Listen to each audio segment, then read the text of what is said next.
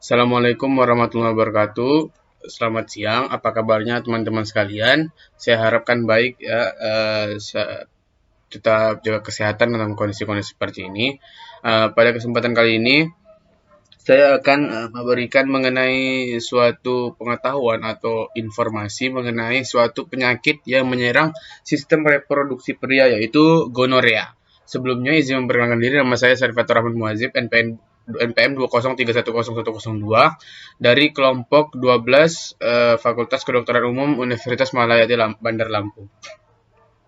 Baik, kita mulai saja. Untuk gonorea itu adalah infeksi menular seksual yang disebabkan oleh bakteri Neisseria gonorrhoeae yang menginfeksi lapisan dalam uretra, leher rahim, rektum, tenggorokan, dan mata.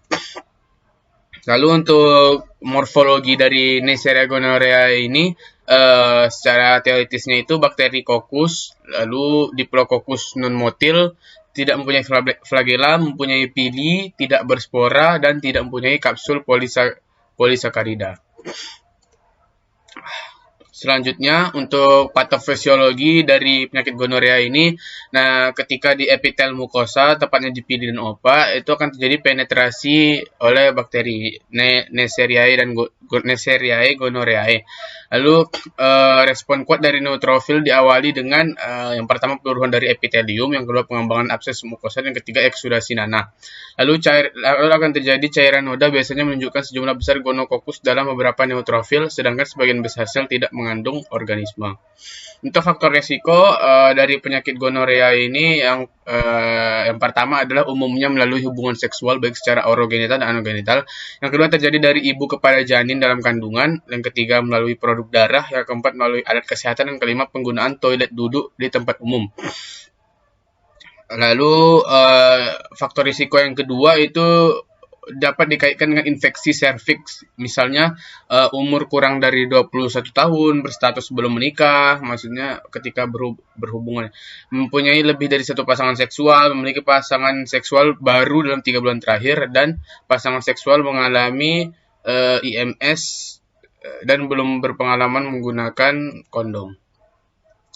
Untuk gejala klinisnya atau gejala khas dari penyakit gonorea ini umumnya yaitu dari alat kemaluan mengeluarkan nanah. Tanda-tandanya itu testis nyeri atau bengkak dan tubal scarring.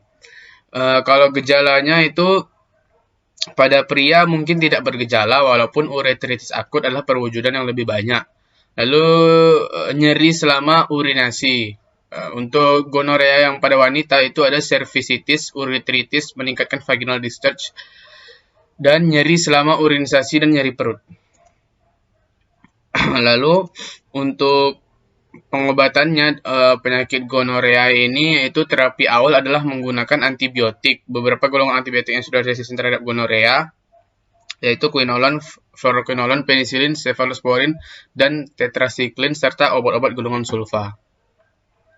Untuk pengobatannya bisa menggunakan terapi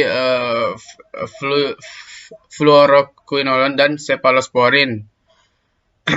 Di negara bagian timur menunjukkan 50% gonokokal menurun kerentanannya terhadap fluoroquinolone.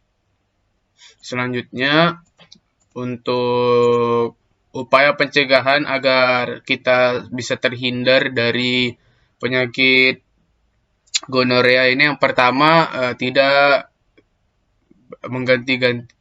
bergonta-ganti pasangan seks.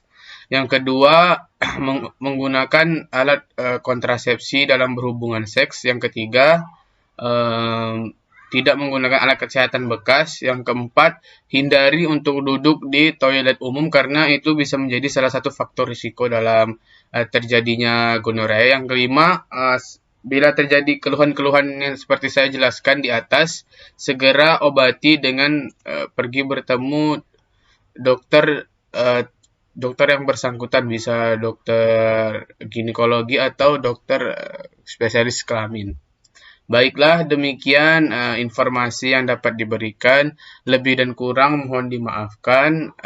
Pesan saya kali ini agar terhindar dari penyakit gonorea tadi, lakukanlah upaya-upaya pencegahan, terutama dalam hubungan seks harus sesuai kaidah dan aturan, tidak bergonta-ganti pasangan, dan untuk kondisi sekarang tetap sehat dan jaga jarak.